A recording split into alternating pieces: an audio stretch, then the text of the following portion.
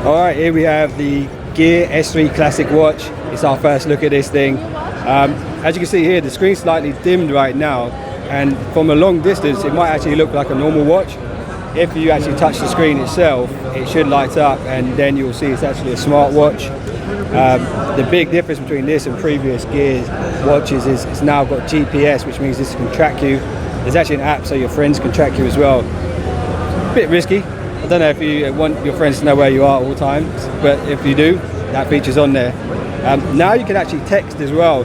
If you spin the dial, you can see all of the different sort of apps on the phone. There is a text messaging app.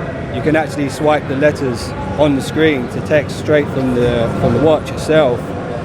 The two buttons on the side, the top button is a back button. You push that wherever you are, it will go back one step. The lower button is actually a home button. So wherever you are, you can go home from there. So it makes it really, really easy. So you've basically got sort of 3 user interfaces, including the 4th one, which is the touchscreen itself. A downward swipe from the top of the face actually brings up the notification pane, shows you what mode it's in. There is a mode where you can sort of dim the screen and get 10 more hours out of it. Samsung are actually saying it's got 3-day battery life, 3 to 4 days. That's, I guess, it's completely dependent on how much you're using this thing. We'll actually have to get hands-on with that to actually find out. The version you're looking at now is the classic version. The version underneath is actually the sporty version, probably the version I would go for myself. It's a bit more trendy.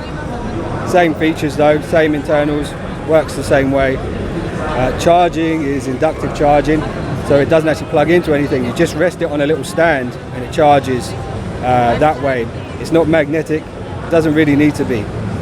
Also on the inside of the watch, on the back of the watch, it's got a heart rate monitor, which means you can track your heart rate if you're a sporty kind of person, or if you're not a sporty kind of person, you might want to use that a bit more. There is an app store. You can download apps. People are designing apps all the time, just like the app store on the iPhone. And on top of all of that, it's got a barometer, speedometer and altimeter. So it's pretty advanced, and I really like the look of these. You guys might want to check them out. Hopefully we'll get hands on with these later on, and stay tuned to What Gear. If you enjoyed this first look video, make sure you hit the thumbs up and subscribe, and see you guys in the next one, so don't be late.